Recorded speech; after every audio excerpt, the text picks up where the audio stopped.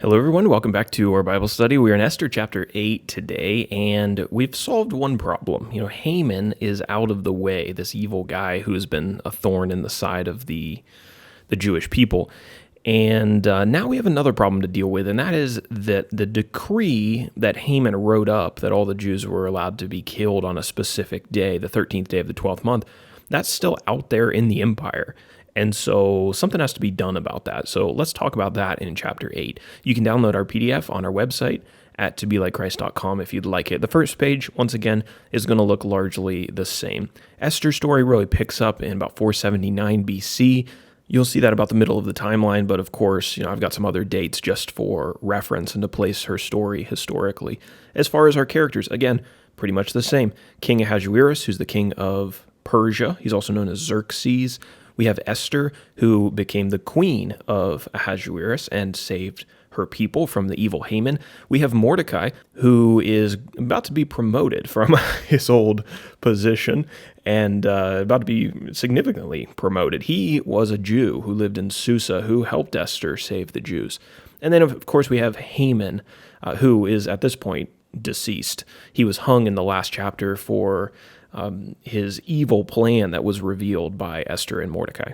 Our map is kind of going to remain the same. We're going to talk about Susa, which is the capital of the Persian Empire, but really we're going to talk about the entire Persian Empire that stretched from Ethiopia all the way to India and up to Iran, or modern-day Iran. And the decree, this new decree that's going to be written up by Esther and Mordecai, is going to be spread and disseminated throughout the kingdom.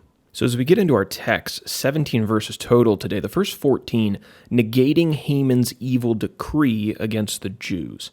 So after Haman's evil was revealed and he was hanged, the possessions and the authority of his house were given to Esther, and Esther then in turn bestowed them on Mordecai, and she revealed her relationship with Mordecai to the king.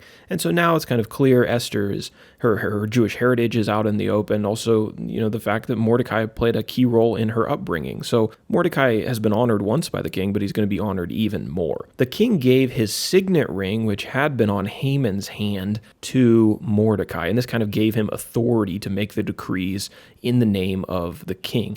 Haman had been taken out of the picture, but as we mentioned, there was still the problem of the king's decree against the Jews, and that decree had been spread throughout the empire. Esther then begged the king to revoke the order. Now, if you've read the Old Testament before, like the book of Daniel, for example, you'll know that according to the Persian laws, an order that was made by the king couldn't be revoked. You can see that in Esther 8:8 and Daniel chapter 6. Which is a dumb law, because it basically assumes that your king is perfect and he's never going to make a mistake. But that was the law.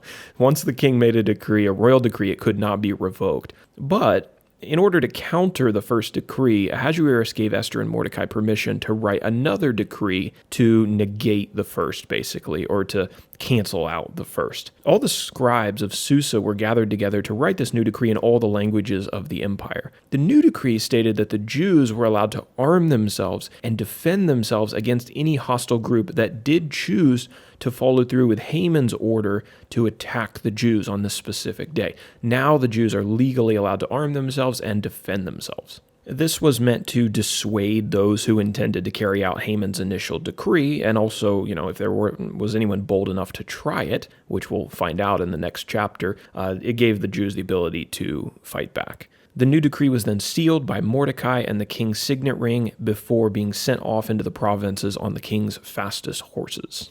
Our last three verses or so, verses 15 through 17, I've entitled, From Being Despised to Being Honored, a Turning Point for the Jews. Mordecai, as I mentioned, was honored very highly, and we'll read even more about his honor in the next chapter. Mordecai was dressed in royal robes, and a crown was put on his head, and the people of Susa rejoiced, and the Jews, as just a people group, were honored. Outside of Susa, the Jews held feasts to celebrate the reversal of their fortune. And some of the people of Persia who actually weren't Jews started claiming that they were Jews because they saw how everything was going in the Jews' favor.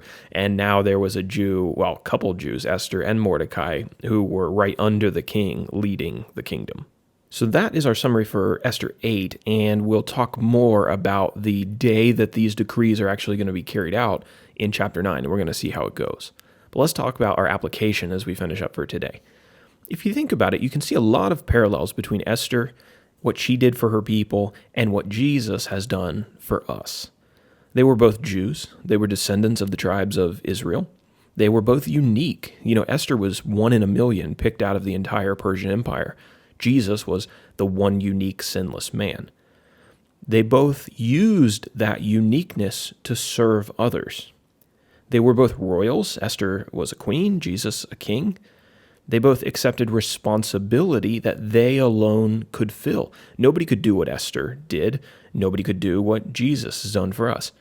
They both personally sacrificed to save their people. Esther stuck her neck out for her people, and Jesus, of course, died for us. They both defeated a murderous accuser. Esther defeated Haman, Jesus defeated Satan. They both saved their people from death. They both called their people to battle, the Jews to defend themselves, and the disciples of Jesus to be soldiers in the kingdom of God. Their stories were both orchestrated by God to deal death blows to his adversaries.